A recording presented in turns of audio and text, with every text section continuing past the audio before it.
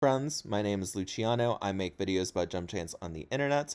In today's video, I just wanted to take a few minutes to chat about generic weapon, which is a supermarket style jump by Burkus, the originator of the supermarket style formats. For those of you who are unfamiliar, supermarket style jumps are jumps that lack origins. They are often, but not always, generics that revolve around some sort of idea and offer you a plethora of perks and items related to that idea in some way.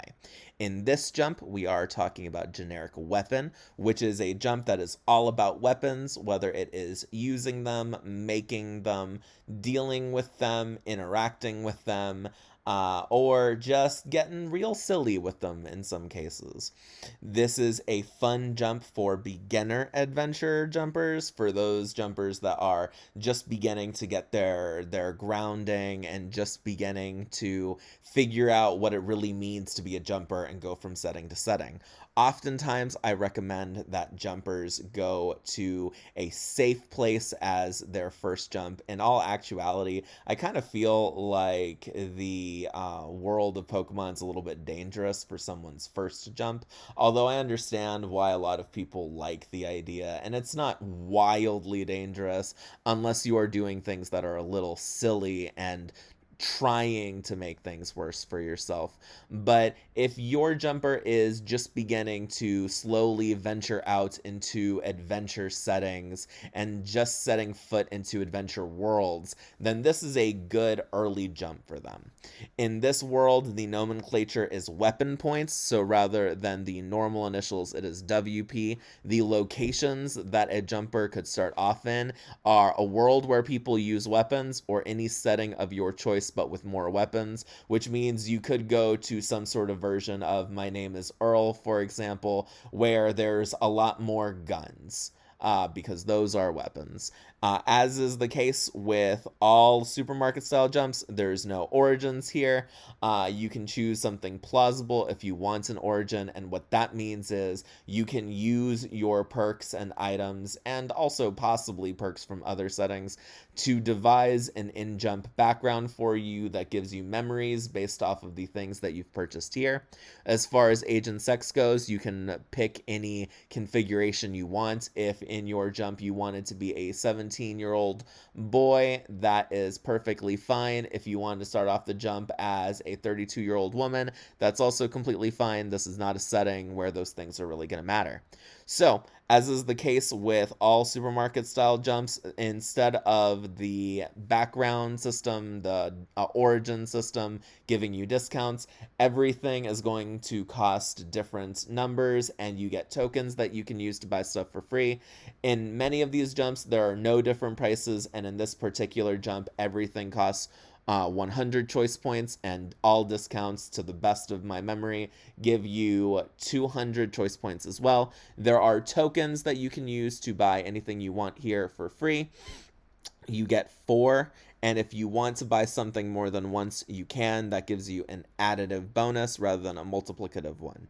So we're going to go ahead and talk about some of the perks while also showing you guys them. We are going to go through every single page of the jump doc, but we're not going to go through it in detail.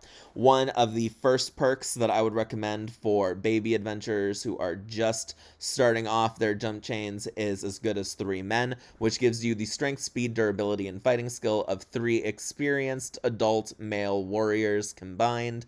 There is also the Legion, which gives you your own personal army that you can control. Specifically, you can summon 100 generic humanoid soldiers. You're able to share their senses and pilot their bodies and give them mental commands. They can function autonomously as well, and in time you'll learn how to summon more of them and how to resummon ones that fall in battle. This is a very handy way to get an easy, cheap army, and I would recommend it. I do think that any adventurer jumper who is going to gradually progress in power and in the scale of what they can do would benefit from having some sort of army, whether it is this, the army from the generic spy thriller, or some other jump like that. I definitely think that this is a good army to have as just sort of a basic army. Running and gunning makes it so that no accuracy is lost when you attack while you're moving. You'll always have the same accuracy as if you lined up your shot while standing still. This is a really, really good perk. The ability to run and gun accurately without worry is something that can and should serve as a relief for many jumpers. It's an ability that a lot of people would benefit from having. Combat Dash makes it so that you can accelerate yourself up to 4 times your usual sprinting speed by dashing in a straight line. You'll briefly become intangible at the start of this maneuver, and you can phase through stuff if you time it correctly. Another really fun ability that a lot of jumpers would benefit from. Going from here, there are some perks like How Do I Kill It, which makes it so that if you are facing a target that can die, you'll get a constant stream of data on the best ways you could end its life. They may not be ideas that you're capable of applying, but if you could apply them, if you had the means, the strength, and the equipment, they would work. From here, there's stuff like Soul Blacksmith, which is a perk that allows you to forge the soul or essence of a defeated or unresistant target into a magical artifact of power. This artifact will take a shape of your choice and will have abilities based on the power and potency of who or what it's made of, and similar artifacts can be merged together to combine them. There's also Patient Zero, which is an incredibly fun perk that makes it so that you're infected with a zombie virus, and those you slay become infected with it as well. Zombies arise from the corpses of those you defeat, and they will seek to create more zombies, but you can also command them. You are functionally a zombie now and will only die if both your heart and brain are completely destroyed. You regenerate by consuming non-infected flesh. It's worth noting that Patient Zero is a rather fascinating immortality perk. If this is one of your first jumps, it's pretty hard to not recommend grabbing something like that unless you've already gotten another sort of immortality perk, which may well be the case. From here, there are perks like Dancing Weapons, which allow you to imbue weapons with intelligence and have the weapons levitate themselves via telekinesis to attack your foes. And there is Ghostly Army, which makes it so that you can communicate with ghosts and pull them from the afterlife, giving them bodies that they can use to interact with the world. They can summon ghostly copies of weapons they used in life, and they can serve you, though you do have to negotiate with them in advance. Still, this could be a very cool way to get an army of your own, especially one that's not made of generic creatures, but actually characters from the settings you visit. Sticky Fingers allows you to stick things you touch to other things, so you could sheath a sword on your back without a scabbard just by touching it to your back and sticking it there, and do a wide range of other things with this ability. Just a fun ability to have. From here, we're going to go ahead and chat about some of the items. You can use tokens on items, so if you have any tokens left over, I would recommend you use them to grab at least an item or two. Dueling Dummy, the first item here, is one of my favorites. This is a training dummy who rates your skills and attacks back, improving itself to match your skill level and also to help you improve yours.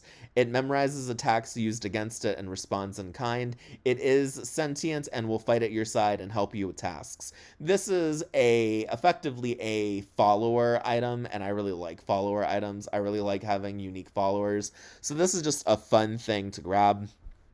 From here, there are things like the Shining Sword, which emits light when the wielder wills it and can blind opponents. The wielder is immune to this effect and also to other effects that alter what you perceive in terms of vision.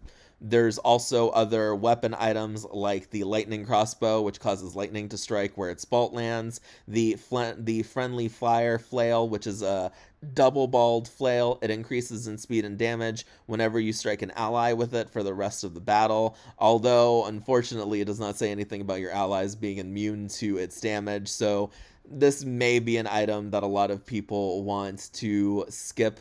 There's also the Reaper Scythe, which is a scythe that heals you for as much damage as you inflict on your enemies.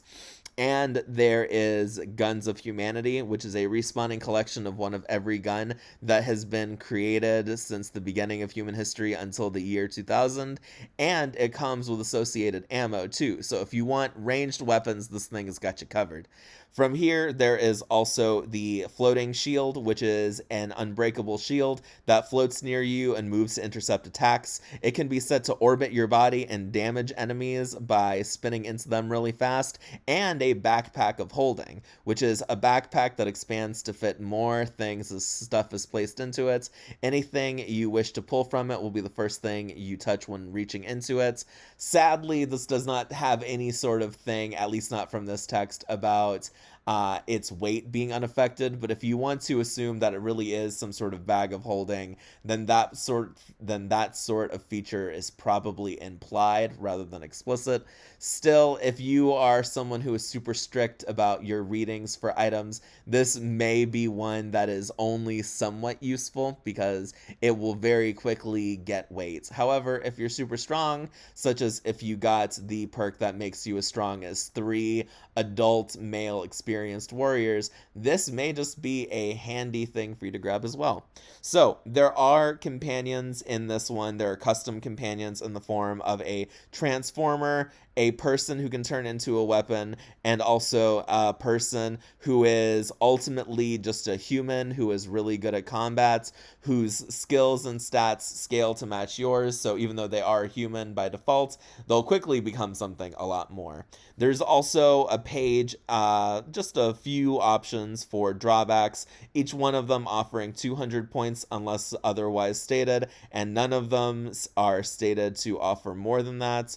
And then from there, there's the ending section. This has been a super fast, super chill video, but I really like showing you all these kinds of jumps. Not every jump has to be some sort of complex thing that requires multiple minutes just to read through. Sometimes you get stuff that you can skim and you can know exactly what it is that you want to get. And there is some importance to jumps like that as well. Although I will admit that the idea of spending 10 years in a setting like this by itself probably isn't the most fun to a lot of people, but with all of the different perks here, there's still a lot of stuff you could get, especially if you are willing to take on drawbacks. This could be a very nice way for a jumper who has next to no adventuring experience to get adventuring experience and to become a lot cooler, a lot better, and a lot stronger before going to visit more dangerous adventuring jumps. Although some of the stuff here, like the Legion with its 100 soldiers, 100 soldiers is a lot of firepower in a bunch of different settings. Even if the 100 people are unarmed and have no ability to get weapons, that's still a lot of bodies that you could throw at your foes. So do keep that kind of thing in mind. That said, with something like that, you could probably take on some more dangerous drawbacks, and you could probably make stuff a little bit more interesting for yourself on future jumps. I'm going to go ahead and end the video here. I hope that you guys are having a wonderful day, and I can't wait to see you again soon. Bye-bye, everyone!